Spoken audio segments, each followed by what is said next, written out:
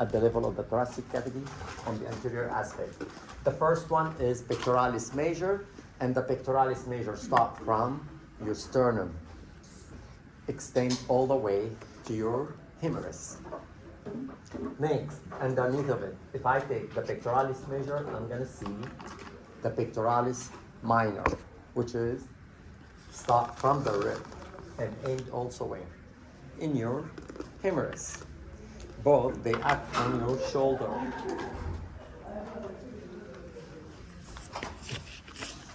This is an image with the axial cut pointing on the intercostal muscles. That means you need to see the rib reflection, and between those ribs you'll be able to see the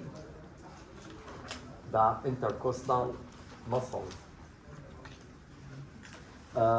If you go toward the anterior, get the cut on the superior aspect at the level of the pectoralis, you will see the pectoralis muscles, minor and major one underneath of it. That's an image all the way at the level of the entrance of the thoracic cavity, and of course, we can tell from the spine vertebra, and we are not seeing any of your what they call sternal bone. That's the trachea, of course. Then this is the esophagus, and this is the spine body where you see it. And of course, this is only for you to look at the serratus posterior superior muscles.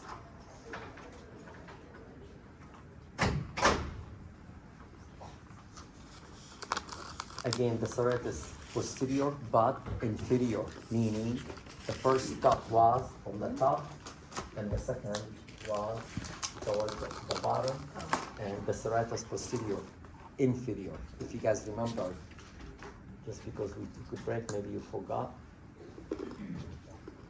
we have two sets of the serratus muscles.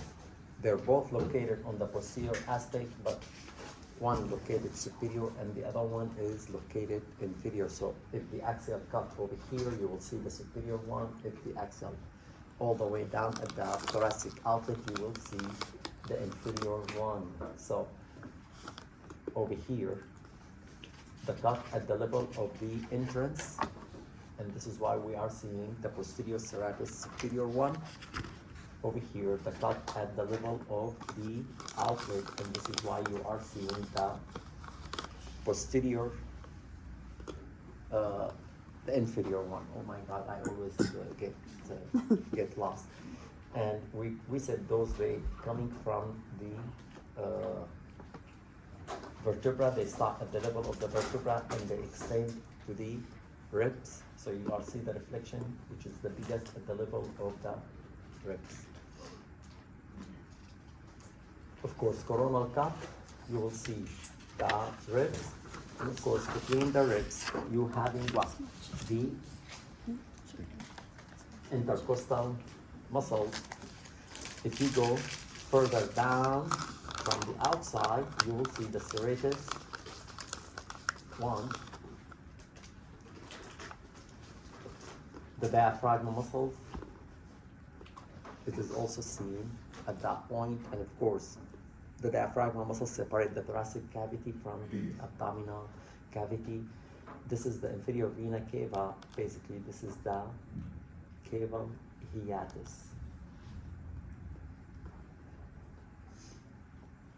Again, they are showing you the crura, which is, we said, the right and the left crura, which is the attachment of the diaphragm muscles on the L1, 2, 3 for the right one, L1 and L2 for the left one, and those are the crura of the diaphragm attaching to the spine. This is an axial image where you see the reflection of the diaphragmatic crura and the diaphragmatic crura. It is notable if you guys look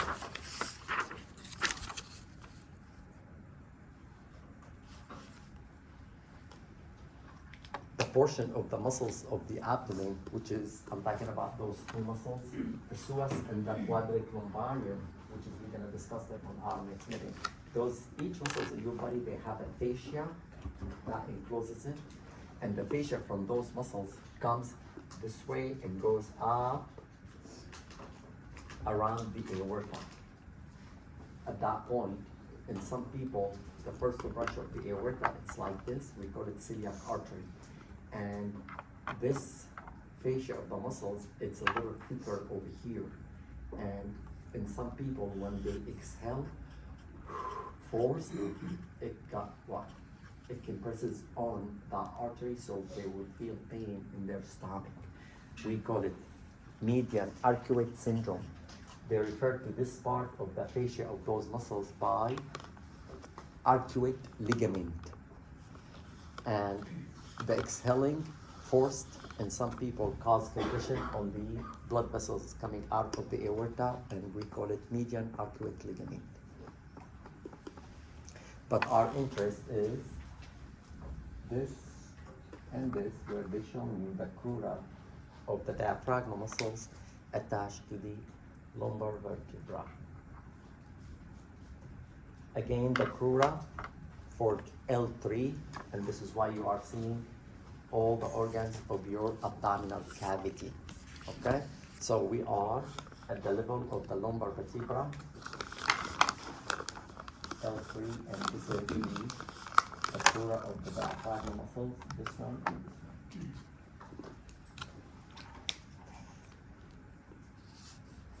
Question? No. Good. You guys have questions? No questions? Are you sure? The last part that you need to learn about is the breast. And of course, this picture, it belongs to the female breast, but whatever we're gonna talk about the breast, I am not going to specify male or female. What's the difference between male and female breast? Huh? The fat, correct. The fat. Ladies, they have more fat. Gentlemen, they have what? No fat or less fat. Even the breast between the lady is what? It's a different because of what? Of the fat amount. A lady in her menopause, also her breast will look what? Different. So when you can do imaging, it's going to be different between the amount of the fat and even the status of her menstruation. You see more fat on the postmenopausal woman, correct? All right. Technically, for clinical purpose, they have divided the breast into what? 4 quadrants. 2 imaginary line, sagittal and horizontal, that intersecting the nipple of the breast. And those are outer quadrant, upper inner quadrant, lower outer quadrant, and lower inner quadrant. You can have this picture on your test, by the way. Okay, you need to know those quadrants. Why?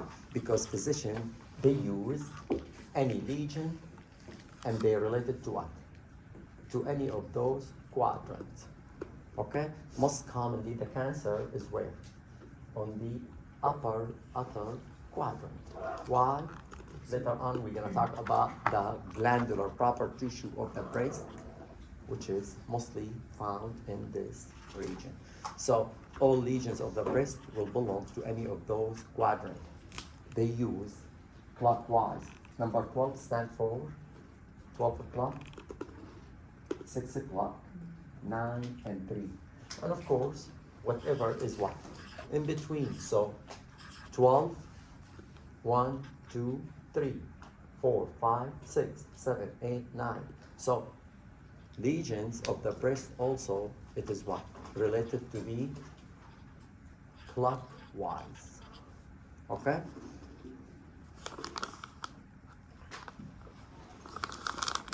You're gonna stop eating or I'm gonna call a break.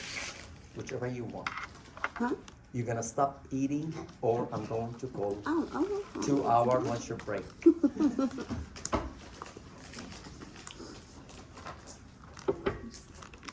10 more minutes and you guys will leave. Huh? 5 minutes? You got it.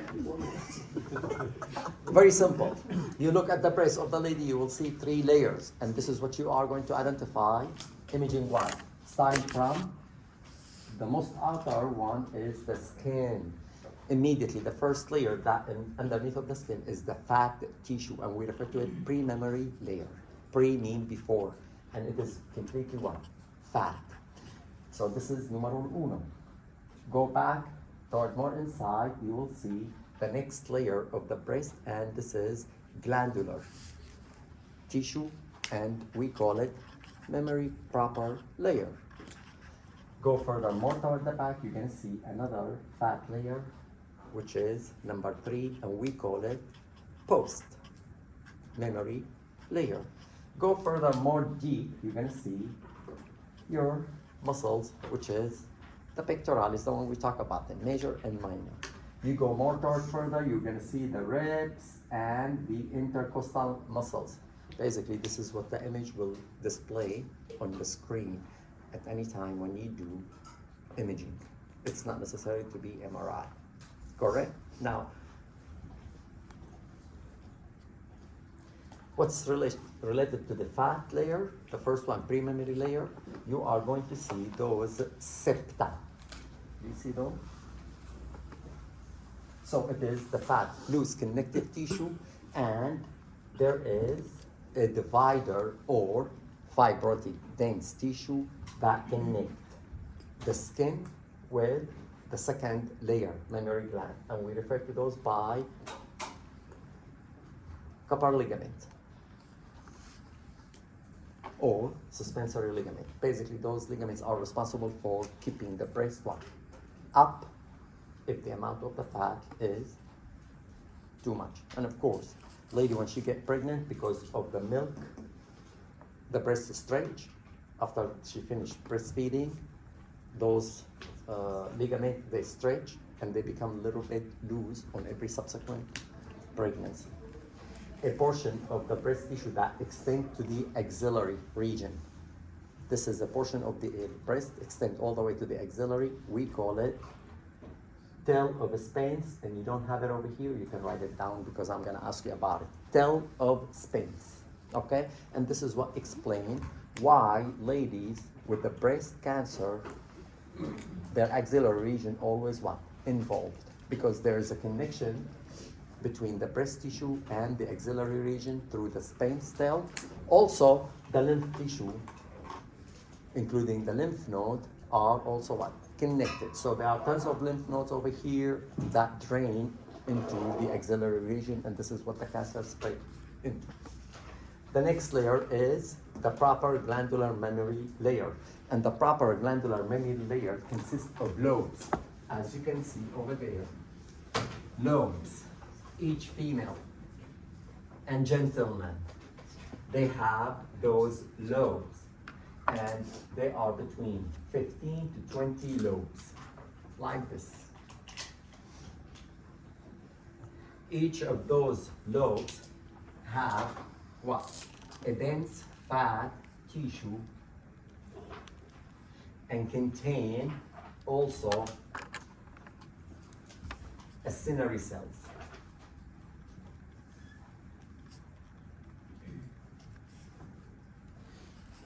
The acinary cells are those glandular cells that are responsible for making the milk. Once they make the milk, will be drained through a tiny duct, and this will come from every single acinary lobe, or you can call them lobulus, a smaller one. All those, they are going to emerge to create one single duct. The duct will become a little bit wider at the end, and this is where the milk will be stored. And by the way, when you breastfeed, you do not bring the milk from here. Your milk is already where it's stored? In this area, the ampulla, which is, you can tell it is gathered over here, and those we call them lactiferous duct. The ampulla is a wide area where the milk will be stored. And then they continue further outside toward the nipple to exit. 15 to 20 lobes of those, each of those lobes surrounded by a dense connective tissue, and they contain the glandular acinary cells responsible for making the milk. Does male make milk their breast? Does or does not? No. The answer is only what you need to do to be pregnant. Which hormone stimulate the female breast to make the milk? From the pituitary gland? Huh? Prolactin. Prolactin. The prolactin, it is not gonna increase in your blood level unless you are what? Pregnant. A tiny small adenoma mass on the pituitary gland belong to the prolactin cells of the male will make him what? Breastfeed. Meaning either they're gonna have a drop of milk coming out of their breast or they can squeeze to bring that milk. A non-pregnant woman can make milk too if she has what? The same problem, prolactin adenoma mass. She will what? Make a milk. But guess what? She will never conceive. You don't get pregnant because of that. And this is what they call it, amenorrhea. Amenorrhea means no period, correct? No menstruation. Amenorrhea galactorrhea syndrome. Very simple? Yes. Of course, pre-mammary layer or post-mammary layer, it's a fat and muscles next to it. This is the tail of the spines, which is, we said, it's extend to the axillary tissue. You're gonna have those images in your assignment and all will be on your test. You need to complete them. Again, this one, it just you need to remember, if you move from out to in, the layer part, skin, fat, and so skin, pre-mammary layer, glandular mammary layer, and post-mammary layer, and then look at the reflection from the muscles that you can tell. Okay, there's always a difference between the glandular tissue and the fat tissue imaging-wise that we are able to detect, and this is what you guys are seeing.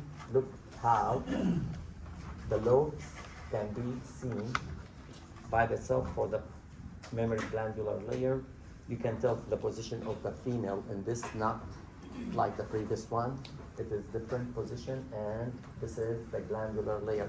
What makes the breast cancer very bad, guys? Why breast cancer is so bad? The breast cancer, if ever to start, in the acinary cell and little tiny duct, not even this. You see, this is the acinary cell, and there's a tiny duct that goes to little tiny duct. None of those are imaged with the radiology. Those are microscopic structure. And acinary cells, and that little tiny duct, we refer to it by terminal duct lobe unit. And the terminal duct lobe unit basically is where is the cancer start, meaning no person can know that I have a cancer until when? Until the cancer is what? Spread. That big to feel it, meaning you need to consider probably couple lobes are already what? Infiltrated. That's mean you're already what? Too late. You are already too late. Do boys, they get breast cancer or not? Yes. It is 100% deadly. It is very rare, less than 1%. It is less than 1%, and it is not 100% deadly cancer. Ladies, at least they still have what? Chance. Make sure to check your breast, ladies, especially if you have any family history. Okay? Don't be lazy. That's what happened, believe me. We are lazy. At some point, we get lazy in ourselves. You can take care of yourself. Preventative is based. Which is easier, to treat or to prevent? Prevent! Enjoy the rest of your day.